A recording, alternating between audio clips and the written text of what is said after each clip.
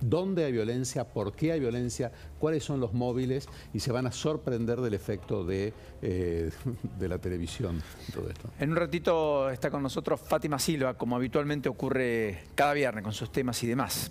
Pero mire lo que dijo el jefe de gabinete de Pedro Castillo en Perú, en la convulsionada Perú de esta semana. Ocurrió ayer, miren. El país no puede desarrollarse. Las vías de comunicación son como las venas, las arterias en el ser humano, para poder sobrevivir, para poder avanzar. Les pongo un ejemplo. Italia, Alemania, eran igual que nosotros. Pero en una oportunidad, Adolfo Hitler visita Italia, el norte de Italia, y Mussolini le muestra una autopista construida desde Milán a Brescia.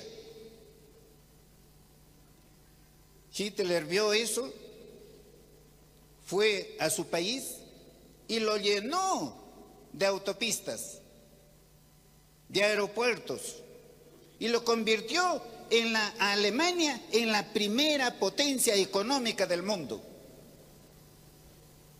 Tenemos que esforzarnos, tenemos que hacer sacrificios.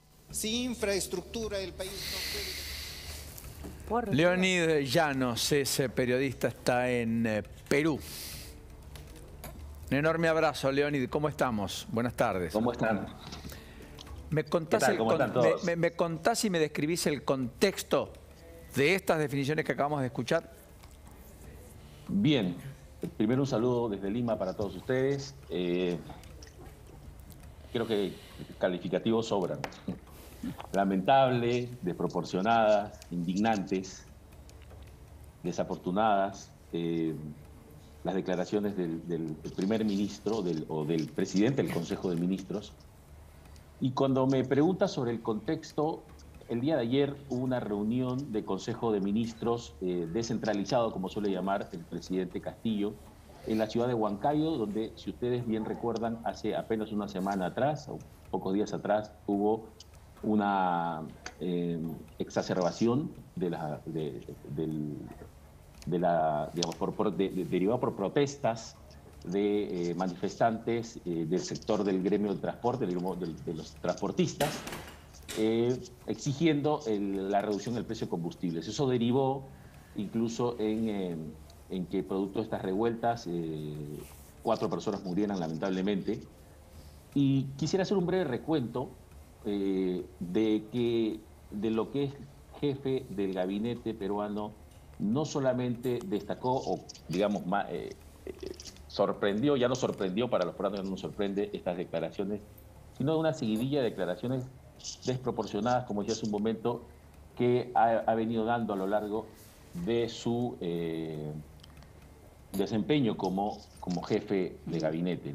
Hace unos días atrás, apenas precisamente por la suba del petróleo, del combustible, y ante la escasez de alimentos o la subida de los alimentos, él en una entrevista periodística señaló que si las personas, si los peruanos no pueden consumir pollo, pues cambien la dieta y consuman pescado, ¿no? Por el alza evidente del precio del pollo. Esto generó un malestar tremendo. Precisamente allí en Huancayo, donde refería yo, se produjo estas revueltas. Y cuando llegaron a la reunión el día de ayer, a esta reunión del Consejo de Ministros, en la que se convocó a un grupo de dirigentes afines al gobierno para que puedan presenciar esta reunión, muchos dirigentes, a pesar de que habían sido filtrados para que no se les, como se dice, no se les vaya la mano a la hora de conversar con el presidente o de exigir de alguna manera presentar sus demandas, varios de estos dirigentes encararon, por decirlo de alguna manera así, al premier por estas declaraciones desafortunadas, porque el premier había señalado que los muertos de aquella revuelta en Huancayo habían sido producto prácticamente de un accidente, es lo que voy a entender, ¿no?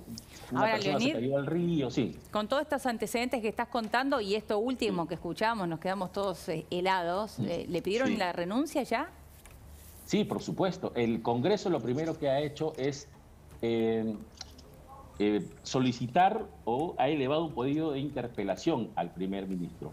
O sea, se lo va a interpelar por estas y por todas. Está bien, pero el presidente no lo sacó del cargo y de hecho él ha hecho un descargo. Exactamente. A través de un documento, a través de un comunicado. Veremos cómo discurre la cuestión política. Este es el documento del propio jefe de gabinete. ¿Qué historial tiene? ¿Es un político de fuste? ¿Es un técnico? ¿Es un amigo personal de Castillo? ¿Es un, qué sé yo, un líbero? ¿Tiene historia política? ¿No? ¿Qué formación tiene?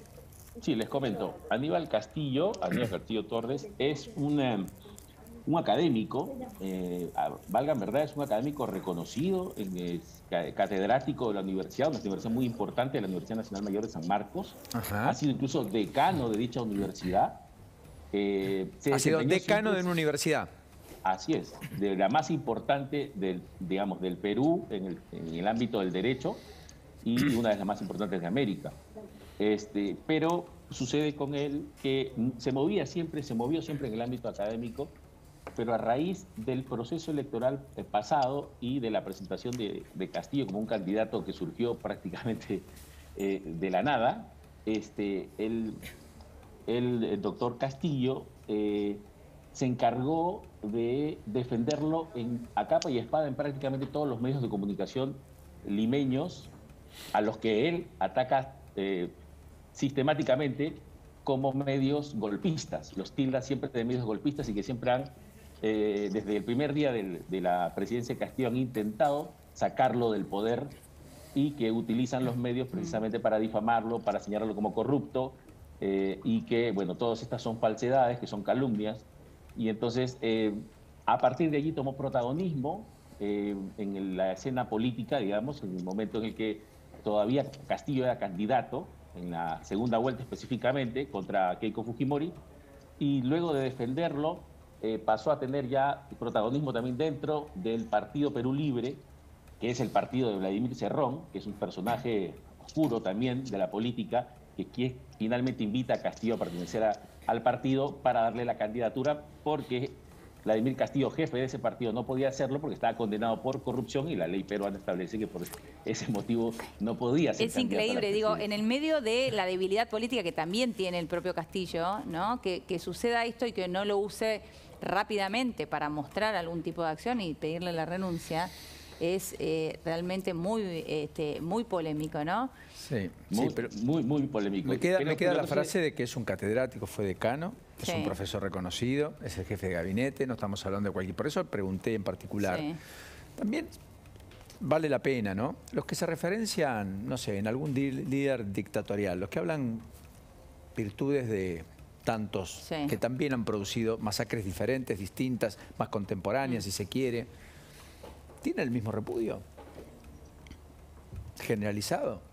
¿O está bien si es más afín a lo ideológicamente nuestro? Está bien lo que marcás. Estoy marcando porque acá hay una barbaridad. La embajada de Alemania le salió a cruzar desde lo más natural. Todos vamos a coincidir en que es un pensamiento que nada aporta ni ayuda, etc. Ahora, dicho esto, los que se aferran a la Unión de Repúblicas Socialistas Soviéticas, que cuántos tipos mataron, los que se aferran al famoso Fidel Castro, que cortó todo, pues eso es cool, digamos, eso está bien. Eso es progre. De derecha o izquierda, no importa, qué sé yo. A ver, ayúdenme con algún otro líder que haya sido tan polémico. Bueno, el ejemplo de Mao, sí, pero no. Sí. También Mao Zedong. ¿Y el esclavismo?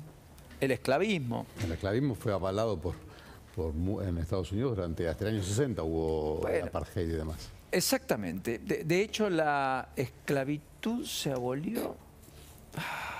¿El año decís? Sí. 70 y pico en Estados Unidos, pero bastante más tarde de la guerra civil.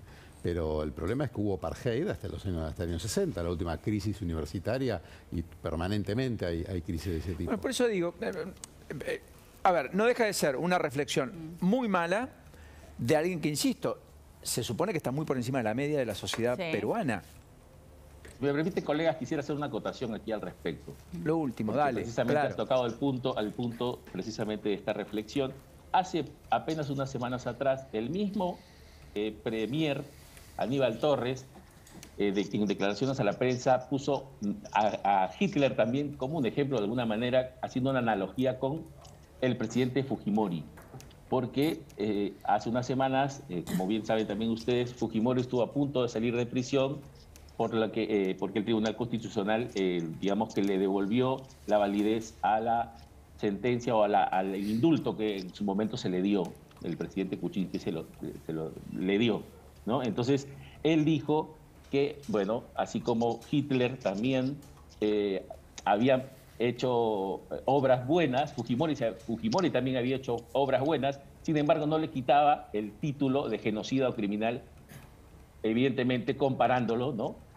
A Hitler con Fujimori en este sentido, por lo que él estaba en completo desacuerdo en que el gobierno peruano avalara esta sentencia del Tribunal Constitucional dándole la libertad a un genocida, que dicho sea de paso, nunca fue condenado por delitos de genocidio, sin embargo que es algo que siempre anda dando vueltas en el ambiente internacional, ¿no?